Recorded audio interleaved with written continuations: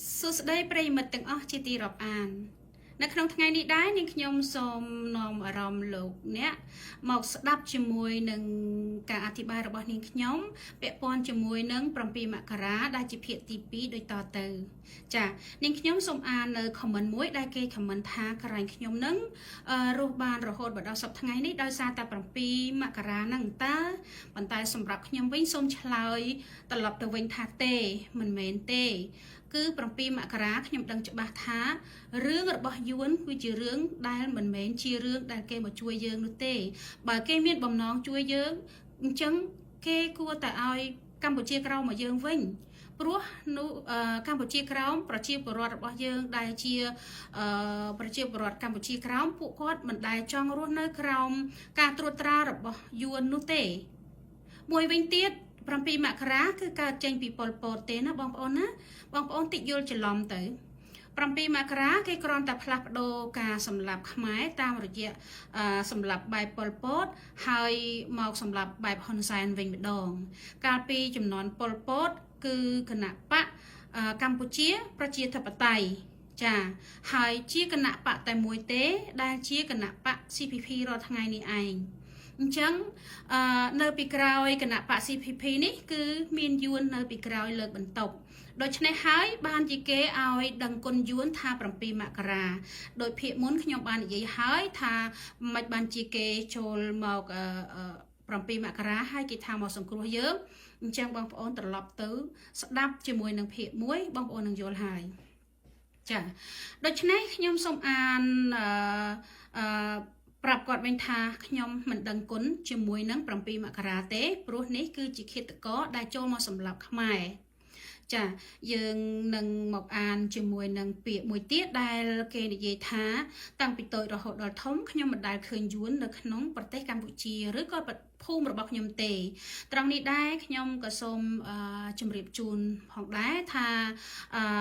ចង់ដឹងថាមានយួនដែរឬទេអញ្ចឹងមានតែសួរហ៊ុនសែនហើយអាហ្នឹងច្បាស់ជាងហ្មងព្រោះថាតើអ្នកណាគឺជាអ្នកផ្ដល់បានស្នាក់នៅឲ្យយួនហើយអត្តសញ្ញាណប័ណ្ណរបស់យួនដែលផ្ដល់ឲ្យជាសញ្ជាតិកម្ពុជានឹងគឺអចិន្ត្រៃយ៍ទៀតផងដែលខ្មែរមានត្រឹមតែ10ឆ្នាំទេហើយយួនមានដល់ទៅអចិន្ត្រៃយ៍បានន័យថាមួយជីវិតរបស់យួនមួយជីវិតវាមិនខុសអំពីថាគេត្រូវមកយកទឹកដីរបស់យើងទៅជារៀងរហូតនោះទេហើយខ្មែរមានសិទ្ធិត្រឹមតែ10ឆ្នាំក្នុងម្នាក់តែប៉ុណ្ណោះតូចចិត្តទេបងប្អូនខ្ញុំតូចចិត្តមួយវិញទៀតក្មួយបាននិយាយថាតាំងពីកើតមករហូតមកដល់ឥឡូវមិនដែលឃើញរដ្ឋាភិបាលនឹងយកពន្ធពីក្មួយទេក្មួយបានន័យថាគាត់នៅក្មេងខ្ញុំមិនប្រកាន់ទេគាត់នៅក្មេងប៉ុន្តែខ្ញុំសូមពន្យល់ក្មួយថា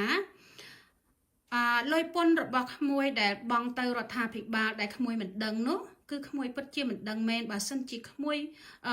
មិនស្រាវជ្រាវមីងណែនាំឲ្យក្មួយស្រាវជ្រាវគឺលុយពន្ធដែលក្មួយទិញម្ហូបចំណីអាហារឬរបស់ប្រើប្រាស់នៅក្នុងប្រទេសឬក៏ជារបស់ប្រើប្រាស់ប្រចាំថ្ងៃនិងម្ហូបអាហារជារៀងរាល់ថ្ងៃដែលក្មួយញ៉ាំហ្នឹងណាគឺមានតម្លៃឡើងថ្លៃទ្វេឡើងហើយក្មួយក៏មានជឿថាមានពេលខ្លះក្មួយអាចនឹង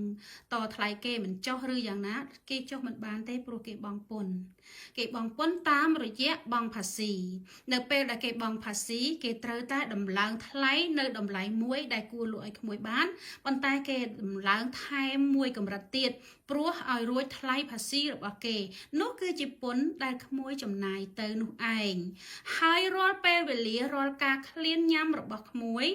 គឺជាពេលវេលាដែលក្មួយបង់ពន្ធរហូតបើក្មួយញ៉ាំ3ដងក្នុងមួយថ្ងៃក្មួយត្រូវបង់ពន្ធឲ្យគេ3ដងក្នុងមួយថ្ងៃដូចគ្នាក្មួយត្រូវតែស្រាវជ្រាវហើយយល់ត្រង់នេះឲ្យបានមែនទែនដូច្នេះខ្ញុំសូមអានមួយទៀតចាដើម្បីបញ្ចប់វីដេអូខ្លីហើយសង្ឃឹមថាបងប្អូននឹងជួយ share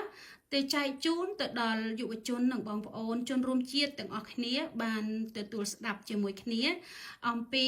ផលដែលប៉ះពាល់ឬក៏7មករាភាគទី2នេះផងយើងមកអានអំពីពាក្យថាខ្ញុំមិនចង់ផ្លាស់ប្ដូរទេព្រោះវាមិនចំណេញហើយវានាំអន្តរាយរឿងនេះខ្ញុំចង់បញ្ជាក់ផងដែរថា បើសិនជាអ្នកដឹកនាំរបស់លោកអ្នកចាគឺជាអ្នកក្លាហានមិនអនុញ្ញាតឲ្យជនណាមករំកិលព្រំដែនមិនអនុញ្ញាតឲ្យជនណាមកបង្កក៏ដូចជាបង្កើតអ ក្រិតកម្មដូចជាអ ក្រិតកម្មអនឡាញនៅក្នុងប្រទេសកម្ពុជាដែលនាំគ្រោះថ្នាក់ដល់ប្រជាពលរដ្ឋឬប្រជាពលរដ្ឋបរទេសផ្សេងមករស់នៅដូចជាយួននេះនឹងជាដើមណាបងប្អូនណាមកដណ្ដើមកិច្ចការងាររបស់ប្រជាពលរដ្ឋខ្មែរយើងសំខាន់គឺពិសេសនឹងទៀតនឹងគឺការ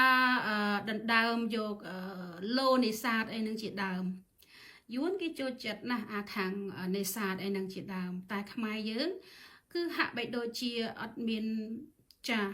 អត់មានអធិពលអីទៅលើការនេសាទទេហើយម្យ៉ាងការនេសាទនោះជួនកាលគឺគេបង្ក្រាបនឹងទៅទៀតផងហើយបើសិនជាអ្នកដឹកនាំរបស់បងប្អូនមិនធ្វើឲ្យបាត់កោះត្រល់មិនធ្វើឲ្យបាត់កោះកុដមិនធ្វើឲ្យបាត់ EBA មិនធ្វើឲ្យបាត់ប្រាសាទតាមាន់ប្រាប់តាមាន់តូចតាមាន់ធំខ្ញុំគិតថាបងប្អូនសាកគិតសារជាថ្មីមុននឹងនិយាយបែបនេះបើអ្នកដឹកនាំផលប្រយោជន៍ជូនបងប្អូន EBA ដែលបងប្អូនបាត់បង់ទៅខ្ញុំគិតថាបងប្អូនប្រហែលជាមិនស្គាល់វាទេ EBA ខ្ញុំចង់បញ្ជាក់អំពី EBA ជូនបងប្អូនថា EBA គឺជាការនាំចេញនៃផលិតផលគ្រប់យ៉ាងរបស់កម្ពុជាដែលលើកលែងអាវុធនាំចេញ free ដោយមិនចាំបាច់បង់ពន្ធក្នុងការនាំចេញនោះទេអ្នកណាមិនចង់បានបងប្អូនមានតម្លៃរាប់រយលានក្នុងមួយឆ្នាំណាបងប្អូនចិញ្ចឹមជនជាតិយើងរស់យ៉ាងស្រួលប៉ុន្តែត្រកូលហ៊ុនមិនខ្វាយខ្វល់ពេលដែលបាត់បង់ EBA នេះធ្វើឲ្យបងប្អូនសំបីតាំងក៏ចុះថោកបន្លែត្រីសាច់ក៏សុទ្ធតែគីមីហើយផលិតនៅផលិតផលផ្លែឈើអីដំណាំអីបានក៏ធ្លាក់ថ្លៃទាំងអស់ដោយសារយើងអត់មានទីផ្សារចេញក្រៅប្រទេសដូចគេបើសិនជាបងប្អូនវាយចេញក្រៅប្រទេសបងពុនអញ្ចឹងត្រូវតែទិញតម្លៃរដ្ឋថោកទៀតណាចឹងកសិផលនិងបងប្អូនកសិកររបស់យើងគឺអស់ឱកាសក្នុងការទទួលបានកម្រៃទិញជីក៏ថ្លៃស្រោចទឹកក៏ថ្លៃជួលកម្មករទៅប្រមូលផលក៏ថ្លៃប៉ុន្តែលក់បានថោកនេះជារឿងមួយដែលមិនអាចទទួលយកបានទេពីសំណាក់បងប្អូនដែលជាកសិករចាដូច្នេះបើសិនជាទុកមិនចំណេញដកចេញទៅវាមិនខាតទេព្រោះថាកម្ពុជាសម្បូរទៅដោយបណ្ដុំទៅដោយមនុស្សដែលឆ្លាតពូកែច្រើនមិនមែនមានត្រឹមតែក្រុមគ្រួសារតកូលហ៊ុនមួយទេអ្នកផ្សេងទៀតក៏គេឆ្លាតដែរជាពិសេសបងប្អូនអាចមានកូនឬក្មួយឬក៏ចៅគាត់អាចនឹងធំឡើងឆ្លាតគាត់មានឱកាសបានធ្វើនាយករដ្ឋមន្ត្រីបញ្ចេញស្នាដៃក្នុងការពារជាតិនិងប្រទេសរបស់ខ្លួនដើម្បីបំពេញភារកិច្ចក្នុងនាមជាកុលបុត្រខ្មែរដូចគេដូចឯងដែរចាដើម្បីកុំឲ្យវីដេអូរឹតតែវែងខ្ញុំសូមសង្ខេបតែត្រឹមនឹងចុះហើយយើងជួបគ្នាម្ដងទៀតជាមួយនឹងវីដេអូក្រោយទៀតសម្រាប់ពេលនេះចាសង្ឃឹមថាបងប្អូនទាំងអស់គ្នា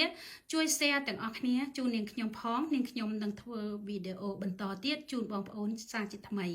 ចាសូមអរគុណនិងសូមជម្រាបលា